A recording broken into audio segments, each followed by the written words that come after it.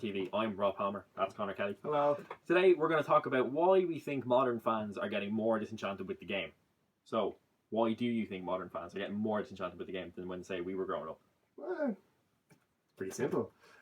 More and more money in the game means more and more wealthy people are getting involved, which means more and more spectators are being charged out of the game, which means footballers don't really care about the club they play for, and the major teams most of the time always win. So it's easy to see why a lot of fans are disenchanted, because if you supported, I don't know, if you supported a club, if you supported a club your whole life and if you supported a club your whole life and you're invested in it and they're taken over by, I don't know. Or let's say Liverpool. If you supported Liverpool for your whole life and you were taken and they were like an American investor came in and United as well. And for United, yeah, and they wanted to run the club as a business. Yeah. And all they were cared about, like we seen this week, that the shareholders came out and congratulated Ed Woodward for his fantastic performance in the markets. Well, he's a great guy, Ed. Yeah, he knows the business. He knows how to work on Microsoft Excel spreadsheet. Yeah. Yeah. He doesn't know the transfer market that well though. But like, I think that will be an issue, because I mean, if you're going to a game and you want to watch football, you want to watch, like, if you're a United fan, you want to watch Martial doing his thing, you want to watch Rooney do his thing, but he doesn't really anymore unless he's eating chicken nuggets. But like, if you're a Liverpool fan, you want to see like Firmino do his thing, Coutinho, whatever. Yeah. You want to go. That's what you want to go see. You want to go see proper football. You don't want to go and see, oh, look how good the profits have been this quarter. Like, it's. At the end of the day, football is a bit of moments.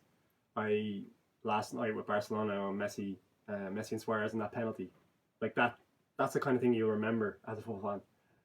You'll remember like cup finals, trophies. You're never going to remember how much your club made in a season. Like, unless you happen to be pocketing some of that. Yeah. Then you're a fucking remember. If you're a shareholder, you might. Yeah. But like that, the Messi thing brings us on to another one. It's like the whole interwebs. Internet's brilliant. It's great. Wonderful. Lovely. But the fans on Twitter, when you mention Messi or Ronaldo, it's nuts. Like I was saying to you before we recorded, it was like I put up a tweet the other day when the Celtic game was on against Barcelona, and I basically said I can't wait to have a kid so I can rub it in to him how lucky I was to see Messi and Ronaldo play. And I got like about 15 or 20 replies off people I don't know saying, "Oh, what do you mean Messi and Ronaldo? It's really the Messi era or it's really the Ronaldo era." Piss off! It's the Messi and Ronaldo era because they're both wonderful players. I personally prefer Messi, but Ronaldo is one of in my opinion, the second best player of all time behind Messi. If you're gonna discount the talents of one to support the other, you're nuts. Like, and I think that's like another thing, because if like someone's new to football and they go, "Oh, Messi's brilliant," and then just get some random comes down, just get shouted. That's like how is that going to endear people to the game? Yeah, I totally agree on that. Like, I mean, you get the keyboard warriors who hide behind an egg avatar and it's just shout abuse at you. Like, they're the ones who have sister girlfriends. Yeah. Obviously, I write about football for a living. So the other day I wrote a piece for UMax at one of the websites I write for, Tony Pulis, and why I think he deserves a little bit more criticism than he's getting at the moment. And like, just the comment section was hilarious because it was just like 4 or 5 abusive messages of varying degrees. One kind of abused the article quality. One took issue with a couple of things I pointed out, which is fine. Yeah. And then I was just called like, a fucking idiot by somebody, basically. Idiot wanker. They're not wrong. But another one that I noticed on your thing was like, it's like if you went and spent a week with Tony Pulis and seeing how nice a man he was, you would change your tone on the article completely, which is kind of funny. Because I'm Henry Winter, like, you know. Because if they spent a week with you, like if the argument goes the same way, spend a week with you, they wouldn't criticize your article probably. You know what I mean? Yeah. Like, it's just the lack of foresight when people write things on the internet is just incredible. I mean, we talked about the ticketing issue last week, but also Sky subscriptions and TV subscriptions in general for football, like, it's just getting more and more and more expensive for the same product. Yeah. Like, Tosh. Really. Are you getting it? Like, we're not getting any more. Like Sky, for instance, Sky's coverage, Sky's TV package goes up again and again and again. I know this because I pay it. And I think when I first got it, it was like 50 or 60 quid a month. It's now like 70 quid a month. Yeah. And they've taken away La Liga, most of the La Liga coverage. La Liga coverage now is absolutely Revista's gone, the best show on TV, or the best football show on TV, gone. they really don't give a shit about Eredivisie despite showing it. All they do is show highlights back. Yeah. They never show a live game, and if they do, it's always a rerun of Or on what the red happened. button. Or on the red button, yeah. Champions League is gone. The whole idea of Sky Sports 5.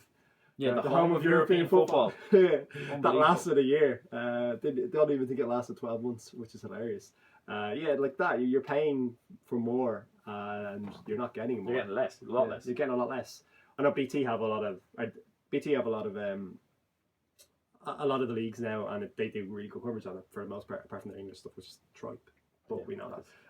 But yeah, like you're basically paying for more and getting less. So I can see why fans are upset about that, and that's why a lot of fans are starting to go to like smaller local clubs. Yeah. You know what was that club? I think it's Maidstone. There's definitely a club in the Liverpool area that a lot of Liverpool and Everton fans. I think it is. Yeah. So they've all like a lot of Liverpool fans and Everton fans have gone to this club because it's affordable. The players are part of the community, and they feel like it's something they can believe in and kind of associate themselves with. And that's why I think Tottenham fans are so happy with this season, despite how well they're doing. It's the fact that there's no real superstar throughout their team. Obviously, Dele Alli's huge potential. He will be one. He will be one. Harry Kane scoring a lot of goals, but for the most part, it's a team of equals, and there doesn't seem to be any mercenaries in that team. Yeah. Whereas compared to like Man City, yesterday's performance, just Sunday's switched performance, off. yeah, they just switched off. They weren't bothered, and there's so many of those players who you can tell are only there because it's a big club with a lot of money and they have a chance to win trophies, but there's no real investment in the club. They don't have a vested interest in how the club do, and once they leave Manchester City, you get the impression that they won't really care about Manchester City. Whereas this Tottenham team are for the fans. Like the fans really love the team ethic, and Pochettino was built that. And that's why they can relate to that, and that's why lots of Tottenham fans are happy. But on the flip side, a lot of other football fans are completely disenchanted.